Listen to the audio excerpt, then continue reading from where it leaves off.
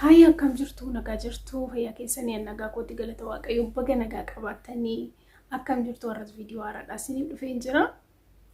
Yeroo jalqabaatiif gara mana kootii kan dhuftan subscribe gochuudhaan mallattoo bilbila tuquudhaan maatii ta'a akkasumas yoo jaalattan namoota biraatiif sheerii godhaa laayikii gochuun dagatinaa yaada keessan komentii irratti na barreessaa galatooma gara viidiyoo kiyyaatti isiniif darba jechaadha. Wanti ani har'a qabadhee dhufe gaafii keessan na gaafattaniif an deebisiniif fide jechaadha. Gaafii sadiin qaba. Maqaa keessan dhahuun barbaadu asirratti jechaadha. Ofii keessanii of beektan jedhee yaada. Garuu maqaa keessan yoo dhaheetoo maqaa keessan waame gaafii keetiif jedhee yeroo isin deebisu rakkoo isiniif hin qabu taanaan jechaadha. Yeroo biraatiif yeroo gaafii isin deebisu gaafii kee gaafii eebeluu jedhee isin deebisa jechaadha. Okay, gara gaafii keessanitti darbaa. Inni tokkoffaan maalidha? Mucaa tokkotu yeroo nuyi warra shamarraniitti si jaalanna jedhu jaalalleeti yeroo sin jaaladha jedhuuni natti boonti maal gochuun qaba gonkuma akka ofishiyeetiif akkana jaalattu nan beeka garuu naaf amanuu hin barbaadu naan jedhee na gaafate. Maal sitti fakkaate yeroo tokko ogummaan nutti irrata jechaadha. Beektanii jaalalli qofaan wal jaalachuun qofni gatii qaba jedhee yaadu. Beekumsa qabaachuu qabna. Jaalala keessatti beekumsa tokkoyyuu hin qabnu yoo taane jaalallee keenya argachuu nama jaalannu sanis dhabuu dandeenya nama nu jaalatus dhabuu dandeenya jechaadha. Inni guddaan shamarraniif keessattuu warra shamarraniitiif yeroo jaalatamtan yeroo dhiirri tokko sin jaalatu osuma jaalattanu garuu amala garaagaraatti argisiistu yoo taatanii nama jaalatan ala salphaadhaan dhabuu dandeessan jechaadha. Kanaafuu wanta akkasii gochuun qabdanii jechaa kooti. Isin galee miti fakkeenyaaf okay amma gaafii mucaa kana deebisuudhaaf hin jaalatti. Garuu akka waan akka jaalatu sanii namantuu fi isarratti immoo yeroo inni akka gaafii yaani jecha garaagaraa jecha jaalalaa yeroo ishee waamu itti boonuu dandeessi. Kun sirrii miti. Namoonni asirratti kan barsiisaa jiruuf akka waan akkanaa kana jireenya keenya keessatti adeemsisuu dandeenyu isin galee miti.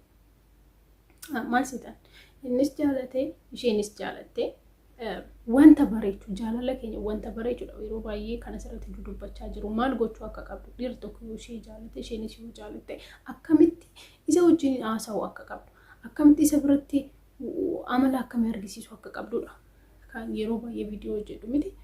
Kanaafuu amma shamarreen tun boonuun ishee sirrii miti bar maal sitan yeroo tokko wanti hundumtu boonuun sirrii miti dhiira jala deemanis dhiira duuba kaachuunis sirrii miti. Kanaafuu waan baalaansii qabu tokko jechuudha. Amalli keenya baalaansii eeguu qaba.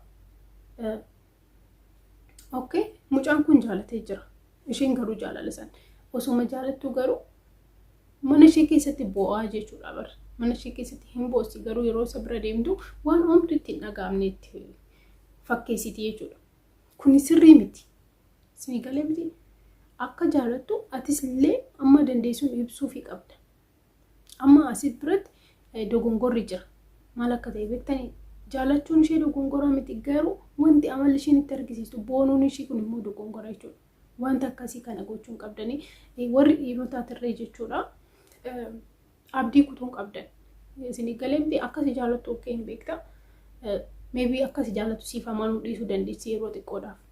Garuu maal seetan ati yoo isheerra ogeessa taate ogummaa qabaatte jechaadha barsiifachuu hin dandeessa jaalallee teetaan. Isin galee miti barumsa garaagaraallee akka isheen dhageessu gochuu hin dandeessa. Amala kee maaf akkas suutaan jechuudha. Maaf wal loluu walitti hiyyuu osoo hin taane suuta jettee akka ishee si hubatutti itti himuu hin dandeessa jechuudha. Kana inni biraamuu maallaan jetti shamarreen takka jaalala dhugaan dhabe jette. Jaalalli dhugaa hin jiru. Dhiirri ani jaaladhu natti qoosaa. Akka inni natti hin qoosne akka jaalala dhugaa na jaalatu maal gochuun qabaa naan jettee na gaafatte. As birattis dogongoratu jira beeka. Namni tokko yoo dhugaadhaanis jaalanne yoo hin jaalannus taane qoosuu hin qabnu. Asitti qoosuun homaafuun barbaachisu jechaadha. Maaliif seetan? yoo dhugaadhaan jaalanne akka nama san jaalannu yoo dandeenye itti himuu qabna. Yoo hin dandeenye immoo nama sanirraa fagaachuu akka nu hin jaalanne gochaa keenya ittiin dubba wajjiniin haasa'uudhaan ibsuu fi dandeenya. Bara nama tokko dirqamaan jaalachuu hin qabdan. Eenyullee dhiirris ta'e durbee mirga qabdan hundumti keessan nama barbaadan jaalachuu, nama barbaadan immoo jibbuu osoo hin taane dhiisuu ni dandeessu. Dirqamaa miti. Namni kamiyyuu nama ofii isaatiif jaalatu wajjiniin kan jiraachuu danda'u jechuudha. Kanaafuu amma maalidha? Asirratti illee dogongoratu jira. Dogongorri isaa maal seetan? Itti qoosuun yoo maybe bee jaalachuu danda'a mucaan kun. Dhiirri kun barin ishee jaalachuu danda'a. Garuu yeroo tokko tokko haamilee nutti dhagahamu sana of keessatti ajjeesnee amala sobota argisiisne namoonni baay'een jechuudha. Dhugaas isiniin jedhaan. Shamarran baay'een amala akkasii qabu, dhiironni baay'een illee amala akkasii keessattuu warri dhiirotaa jechuudha. Osuma jaalattanuu jaalala keessan of keessatti ajjeestanii waan hin jaalanne fakkeessuun keessan siniifumaa siniif fayyadu.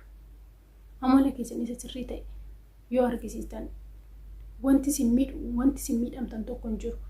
Baay'een keessan jaalachuun nama tokko jaalala nama tokkootiin qabamuun mo'amuu isinitti kan fakkaatu jirtan. Kun immoo dogongora guddaadha. Maal seetan? Amma nama tokko jaalachuun maatii amma fakkeenyaaf dhiira tokko jaaladde obboleettii kiyyattuu yookiin maatii kiyyattuu osoo hin dhaqee itti himeeti rakkoo maalii qaba amma kun? Safuu miti bar kun safuu wanti ta'e baay'eetu jira. Wanti safuu ta'e dhugaas isiniin jedhaan tokkoffaa irratti wanta safuu ta'eef wanta safuu hin taane gargar baasaa beekaa. Inni lammataa immoo jechaadha ogummaa siin barbaada. Jaalala keessatti ogummaan namoonni baay'een waa'ee jaalalaa kan barsiisan jiru. Isaan dhaggeeffachuu qabdu. Dhugaas isiniin jedhaan yookiin immoo kitaaba garaagaraa dubbisuu qabda waa'ee jaalalaatiif kan barreeffaman. Waa baay'ee irraa barattu jedheetii yaada waan akkanaatirraa. Maaliif seetanii ogummaa dhabuu keenya nama jaalannu nama nu jaalatus nama ofii keenya jaalannullee nu dhabsiisuu danda'a waan ta'eef jechaadha. Hundumti keenya dogongora qaba. Oduma barannullee dogongoruu dandeenya. Garuu ta'us barumsa qabaachuun baay'ee guddaadha jedhee yaada as biratte jechuudha. Akkamittan beekuu danda'a? Akkana jaalatu akkamittan beekuu danda'a? Natti qoosa yeroo hundumaa. As biratti amma maal jechuudha? Dhiirri kun doggaa fi kiyya kana odoo viidiyoo kana argeeti yookiin immoo nama amala akkasii argisiistaniif deebiin keessa irra waa baay'ee irraa barattu jedheetii yaada. Maaliif seetanii fakkeessuu amala keessan keessatti bakka hojiitiitti bakka iddoo jiraatan hundumattuu amala fakkeessuu hin qabaatan. Amala sirrii ta'e amala dhaabataa qabaachuu qabdan. Osuma nama tokko jaalattan waan hin jaalanne waan ishee hin barbaanne ofii keessanii ofitti fakkeessuun keessan ofii keessaniif keessa keessan hubdu malee nama sanii miti kan hubdan. Okay, namni tokko yoo na jaalate maybe sirraa fagaachuu dandeessa. Otoo ati jaalattu bara guutuu si kadhachaa ooltu bara guutuu si barbaada bara guutuu si jaalachaa ooltu yeroon hin deema waan ta'eef isheen illee deemtee nama biraa jaalachuu dandeessi. Kanaafuu please warroonni amala akkasii qabdan ogummaa qabaachuu qabdanii maal gochuu akka qabdan dubartiin takka yoo si jaalatte maybe ati hubamtee ta'uu danda'a san dura. Waa tokko miidhamtee ta'uu danda'a nama akkasii argisiisaa jirtu garuu kun gochuun keessiif fayyadu. Kanaafuu akkas gochuun kee gonkumaa siif fayyadu. Kanaafuu jijjiiramuu qabda jechuudha.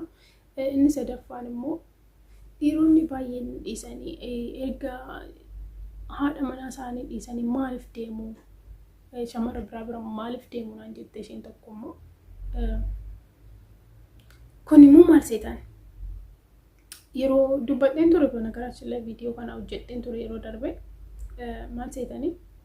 Shamarreen takka yeroo dura inni argee jaalate san waan akka duraan jirtu sanitti wanta duraan godhattu san yoo godhuu dhiiste dhiirri ishee jaalate kun shamarree biraa ilaaluu jalqaba. Maal seetan? Okay, jaalatee wal fuudhanii jiru jireenya keessatti.